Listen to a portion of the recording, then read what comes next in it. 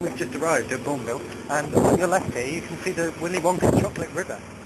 Wow.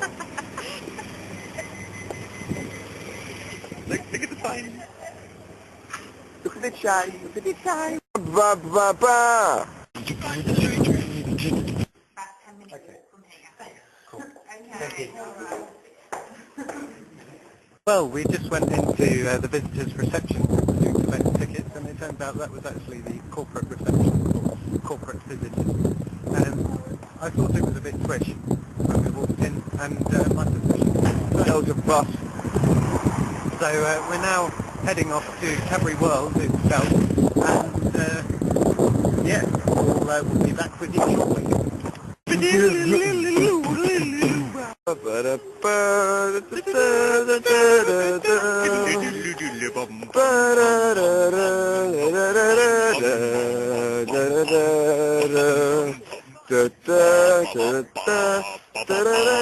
Oh, slow down, five.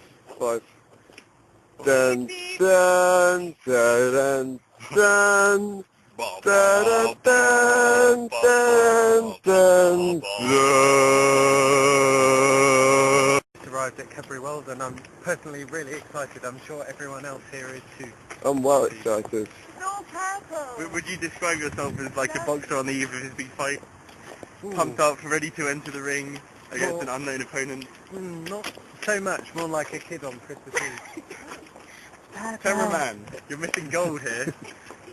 Like a what, Alastair? What was it? More like a kid on Christmas Eve, I See, think. you didn't want to miss that. That's pure gold. Rudyard Kipling-esque. So, Alistair, you've got a history of industrial espionage. Are you going to let this affect your enjoyment of the factory? No, no. You're going to get chucked out, Alistair. I think he's on his day off. Cheers. Did you say to go through next? Yeah. Candy, and then pop the Can we have a leaf up first? I don't think you should video us on the news. No. What are you looking forward to? Ooh. Eating lots of chocolate. Lots of chocolate. I'm looking forward to finishing this healthy meal for children and drinking these, which are apparently made out of pork As much fat. money as that we possibly can. Take photos of you with a chuckle. Alright, this is Chris taking a documentary, me taking a documentary on Chris. Which one's the documentary? That's what I asked.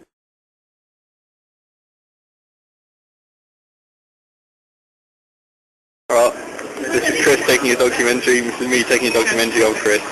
Which one's the documentary? That's what I asked. That's what I asked. So if you notice, Chris has a very low attention span on camera, and when you watch the documentary later, you'll see that very strange things happen.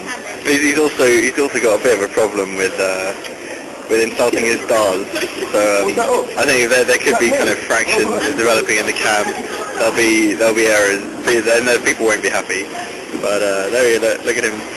He's blind to it all. He doesn't see anything. He doesn't see the rumbling tensions that he's caused underneath it all. Paul's just been whittling onto himself like a murderer in the corner of the table. So he's alienating the production team already. He's a loser. Wait, check it out. If you've ever wondered what happens if you remove your card from the pin machine before it's finished transactioning, which is a new verb I just invented. It's a good verb. It's just quite disappointing really to have to do the whole thing again, and people in the queue get really angry at you for taking up twice as much time as already excessively long process takes. So that's why we were waiting for you for so long. That's unfortunate. But it was worth it, because look all the shit I got. It's true. Let's have a close-up of that. Oh, there it is. Tasty. Whoa. It's another film. Yeah. Oh, We've got to play another this is part. getting a bit meta. There's a third film. Making a film. This is the documentary of a documentary. It's getting very This is post- this is post-postmodern. this is the making of Spinal Tap right here. It's very strange. It's terrible, isn't it? It's shocking. Stuff now. I just had a big pint of, what was it, skimmed milk with Non-milk fat. non-milk fat. Crunchy dairy milk. Anything. It could be pork, it could be turkey, it could be vegetables, it could be, I don't know, it could be crude oil. It could be crude oil. Yeah. What do you think? Maybe. Worried now. Food oil. Let's go. Let's go into the world of Cadbury. We're in the heart of the desert. It's not a desert.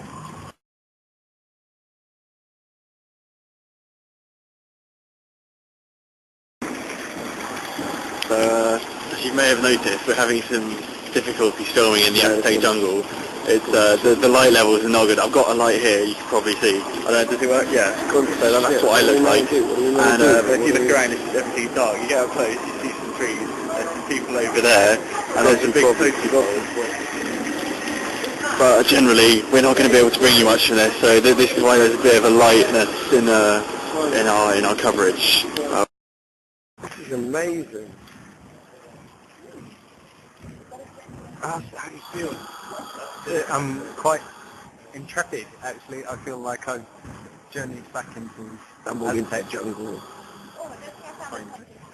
Yeah. Oh look, there are people there. Yeah, and a warrior with like a shield and a hay. Oh, yeah. They sacrifice people for chocolate. It's quite impressive. Good thing we don't do that anymore.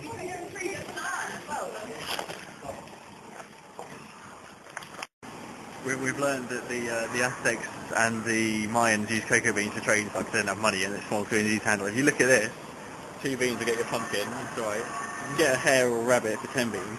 There's a money shot, what we really want to know. Look at this. That's a slave. That is a slave.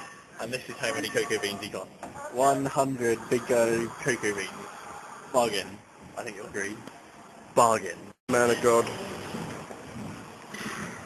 This man thinks so. Oh, mind up. Sorry. But he's now sitting at the I mean, people were smaller in the past, so maybe they are. People are literally small. They were smaller. Maybe Chocolate and cocoa arrived in England under Cromwell, but didn't gain Cromwell's popularity a bird. until the restoration of King Charles II, when it became popular both at court and with the wealthy. Samuel Pepys, the famous diarist, wrote of it the day after the coronation. Very fascinating, actually. The projection of those people onto the text was very clever. Do you find it fascinating from a technical standpoint or a real standpoint? Technical and historical. Cadbury's chocolate bars are made from warm, liquid chocolate. We've seen how they make pretty much the entire range, I think, now, including the Roses mini chocolate, the crunchy bars, which frankly look awesome, and most recently the Turkish Delight.